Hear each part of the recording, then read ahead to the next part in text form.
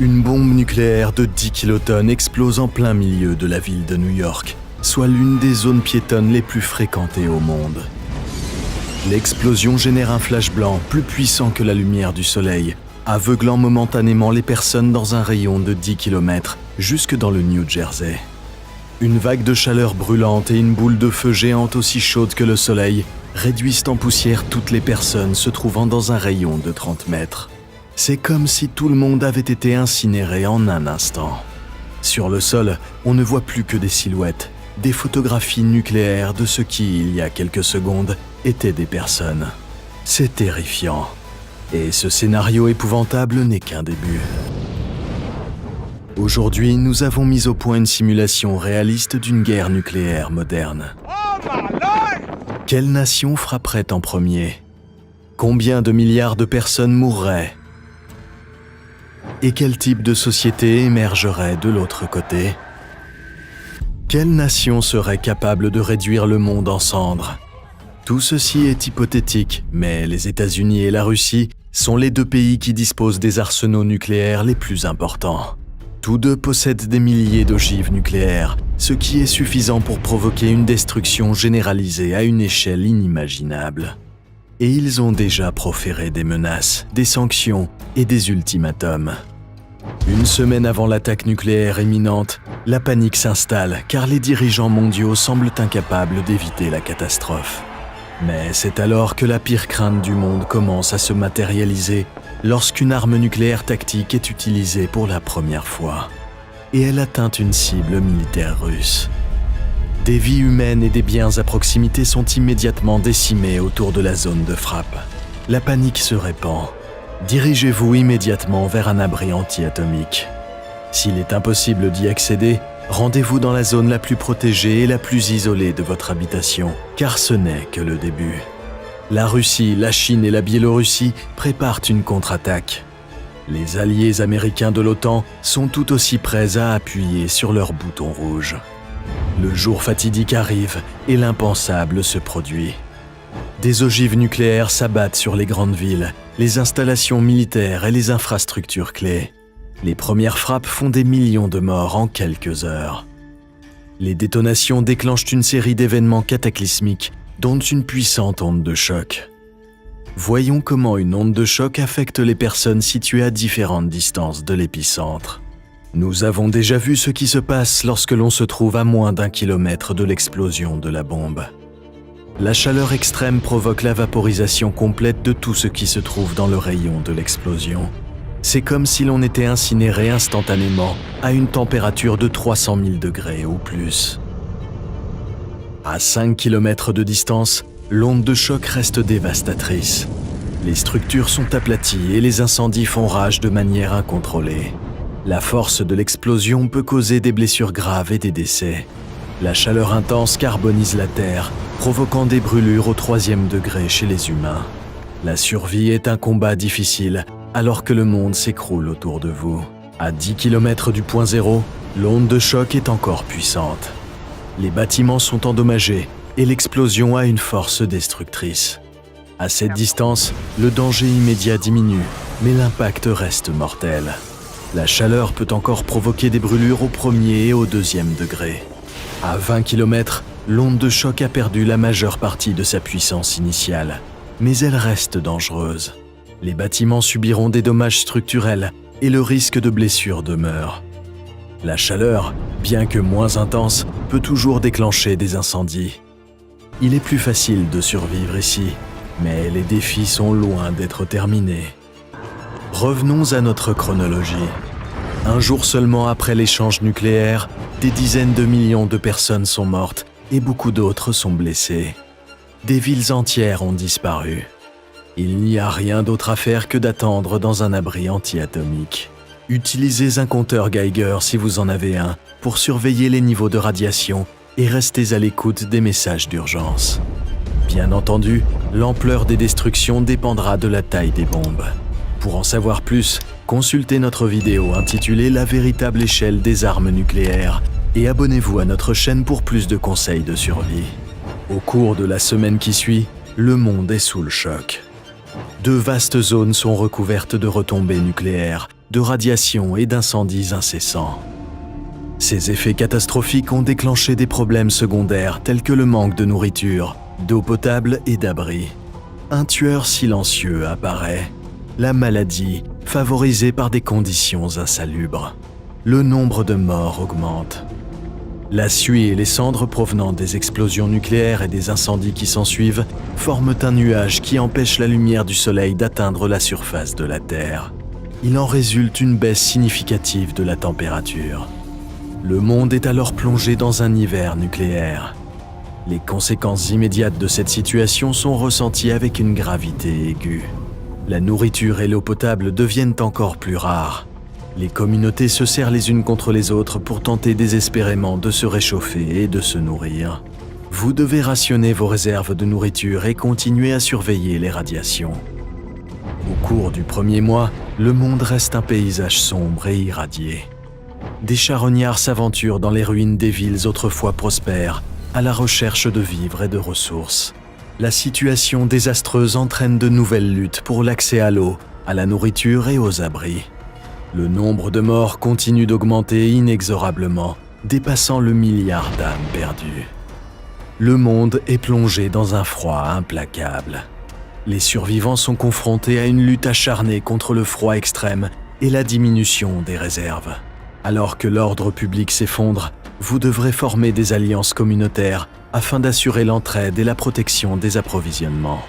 Après la première année, des gouvernements de fortune commencent à se former, tentant d'assurer un semblant de stabilité.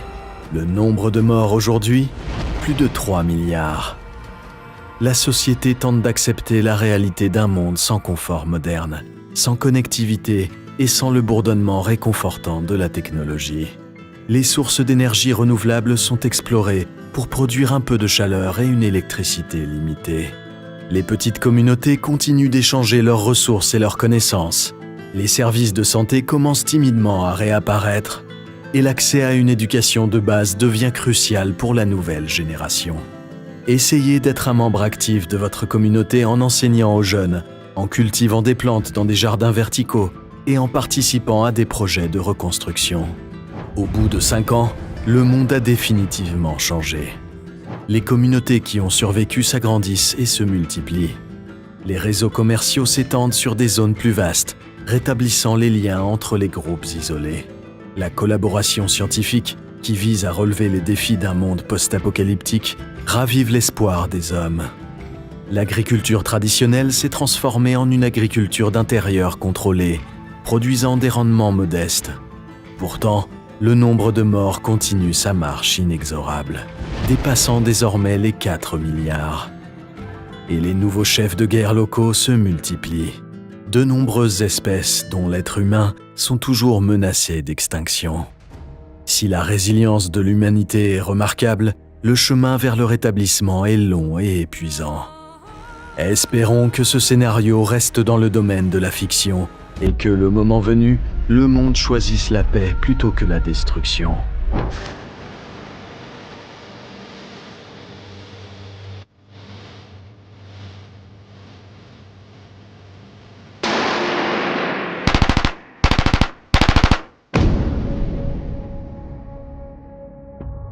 Notre planète pourrait être au bord d'une nouvelle guerre mondiale.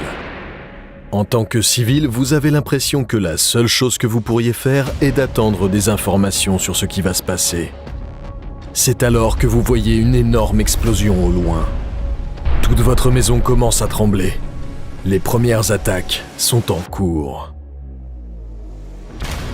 Et comme il n'existe pas de plan gouvernemental sur les moyens de rester en sécurité, votre destin est entre vos mains. Voici comment survivre à la Troisième Guerre mondiale. Les relations internationales sont assez tendues en ce moment, et l'idée d'une guerre mondiale n'est pas farfelue. Certains pays comme la Suède, l'Allemagne et la Lituanie apprennent même à leurs citoyens à se préparer à des offensives militaires potentielles. Alors, devriez-vous aussi commencer à vous préparer ? Que faire si votre ville natale devient une zone de guerre ? Comment pourriez-vous y échapper ? Et où serait-il prudent d'aller ? Voici quelques conseils pour vous aider à survivre. Numéro 1. Préparez-vous au désastre. Certaines personnes peuvent penser que vous êtes fou, mais il n'est jamais trop tôt pour anticiper l'état d'urgence. Vous aurez besoin d'un kit de survie. Il n'est pas nécessaire qu'il soit trop compliqué. Il suffit de disposer de quelques fournitures de base dans un sac ou un récipient facile à transporter.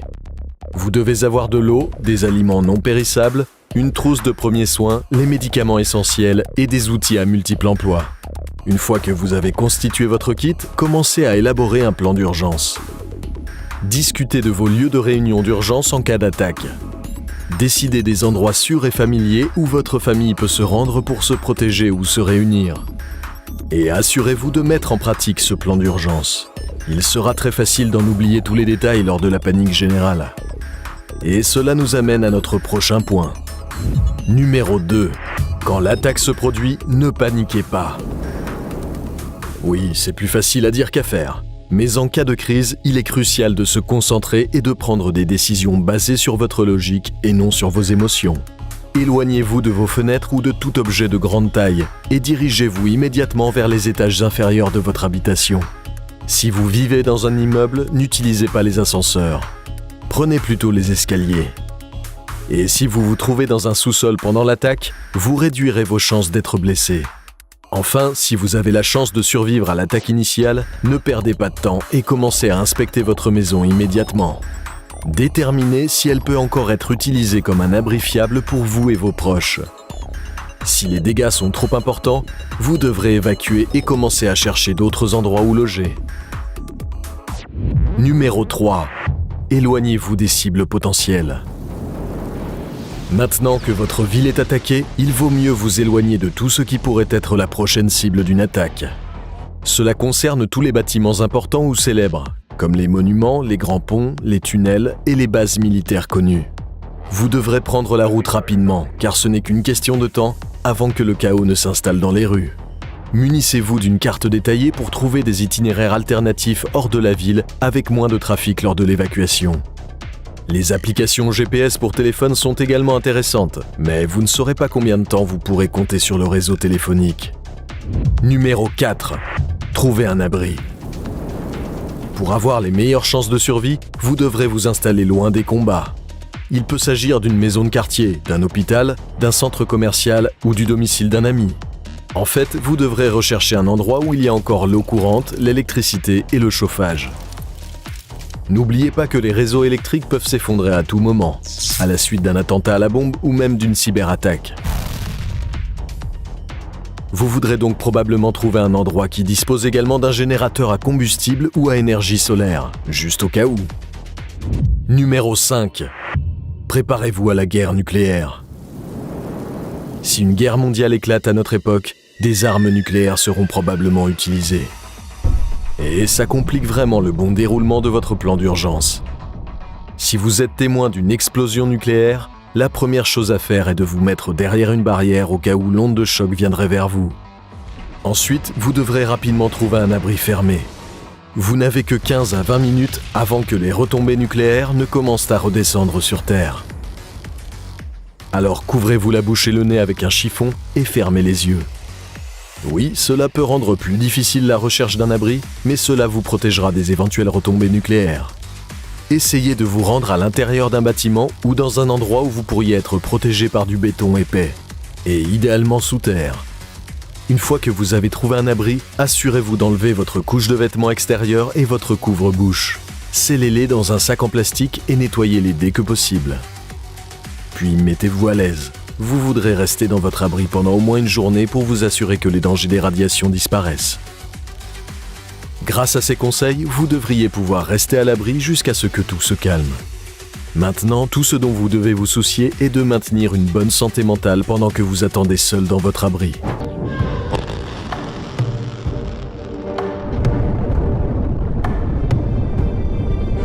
Les menaces nucléaires augmentent de plus en plus au niveau international.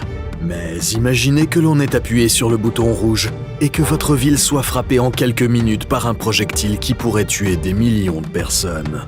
Même si vous survivez à l'impact initial, les conséquences sur votre vie peuvent durer des jours, des semaines, voire des années après. Vous auriez peu de temps pour prendre la bonne décision, mais nous sommes là pour vous aider. Voici comment survivre à une attaque de missiles nucléaires. Pour être explosives, les bombes atomiques nécessitent la fission nucléaire. Les bombes à hydrogène, quant à elles, reposent sur la fusion nucléaire. Et si vous pensez que voir ces combos meurtriers en action est quelque chose que l'on ne voit que dans un film apocalyptique, détrompez-vous. Le monde compte environ 13 000 de ces armes de destruction massive, dont 90% appartiennent à la Russie et aux États-Unis. Quel est le meilleur endroit pour se cacher en toute sécurité ? Quelle position corporelle vous protégerait de l'explosion ? Et pourquoi ne faut-il pas utiliser d'après-shampoing après l'explosion ? Étape 1. Éloignez-vous le plus possible. Les effets d'une bombe nucléaire peuvent être dévastateurs, mais vous éloigner de l'impact est crucial. Si un engin de 140 kilotonnes devait exploser, le rayon initial de la boule de feu serait d'environ 400 mètres. Elle contiendrait le taux de rayonnement le plus concentré, qui s'étendrait ensuite sur 3 km². Le taux de mortalité dans cette zone pourrait atteindre les 90%. Plus on s'élève, plus les effets sont graves. Le rayon d'explosion dans l'air serait d'environ 44 km². Cette zone sera caractérisée par la destruction massive de bâtiments, avec du feu et des débris partout. Ajoutez à cela une zone de rayonnement thermique qui couvrira environ 87 km². Toute personne qui aurait la malchance de se trouver à cet endroit subirait des brûlures instantanées au 3e degré en voyant tout ce qui l'entoure prendre feu. Si vous savez que votre ville est la cible d'un missile armé d'une ogive nucléaire, partez immédiatement. Être à 1 km de l'explosion peut vous sauver la vie. Étape 2. Trouvez un abri. Vous êtes dans le collimateur, mais tout espoir n'est pas perdu. Les médias sociaux et les médias d'information vous ont prévenu à l'avance. Allez dans un bâtiment en béton et dirigez-vous vers le sous-sol si possible. Les pièces sans fenêtres sont les endroits les plus sûrs. Si vous ne pouvez pas en trouver, couvrez les vitres ou restez loin d'elles pour éviter de recevoir des débris de verre. Restez-y pendant au moins une semaine. C'est à ce moment-là que la plupart des cendres radioactives retomberont. Étape 3. Protégez votre visage. Vous n'avez malheureusement pas pu vous mettre à l'abri avant l'explosion et elle vous a surpris alors que vous étiez dehors. Tombez immédiatement à plat ventre sur le sol, les mains repliées sous le corps. Dans cette position, votre visage peut être quelque peu protégé de l'amas volumineux de chaleur et de débris. Et quelle que soit la distance à laquelle vous vous trouvez, ne fixez jamais directement l'explosion. Le flash peut vous rendre temporairement aveugle. Étape 4. Prenez une douche. Après l'explosion, vous devrez vous débarrasser de vos vêtements et prendre une douche dès que possible pour éliminer toute matière radioactive que vous pourriez avoir sur vous. Ne frottez pas trop fort. Vous risquez de briser la barrière cutanée de votre peau et de laisser les toxines pénétrer votre corps à travers la plaie. Assurez-vous d'utiliser du savon pour votre corps et du shampoing pour vos cheveux, mais évitez l'après-shampoing. Il contient des tensioactifs cationiques qui piègent les particules radioactives dans vos cheveux. Étape 5. Obtenez un poste de radio. Les conséquences des missiles seraient terribles, avec des décombres en feu, des débris et des corps carbonisés. Vous n'aurez pas d'électricité ni d'internet à cause de l'onde d'impulsion électromagnétique de la bombe nucléaire. Un poste de radio sera donc votre meilleure chance d'écouter les dernières informations des équipes d'intervention d'urgence. Votre premier réflexe pourrait être d'aller voir votre famille et vos proches, mais vous devez suivre les instructions. Vous ne pouvez pas aller où vous voulez pour le moment. Avec les retombées nucléaires, les débris irradiés seront partout et les vents soufflants ne feront qu'empirer les choses. Serait-ce donc le début de la Troisième Guerre mondiale ? Vous feriez mieux de commencer à préparer votre kit de survie. Mais que devez-vous inclure ? Nous pouvons vous dire tout cela ici sur Comment survivre.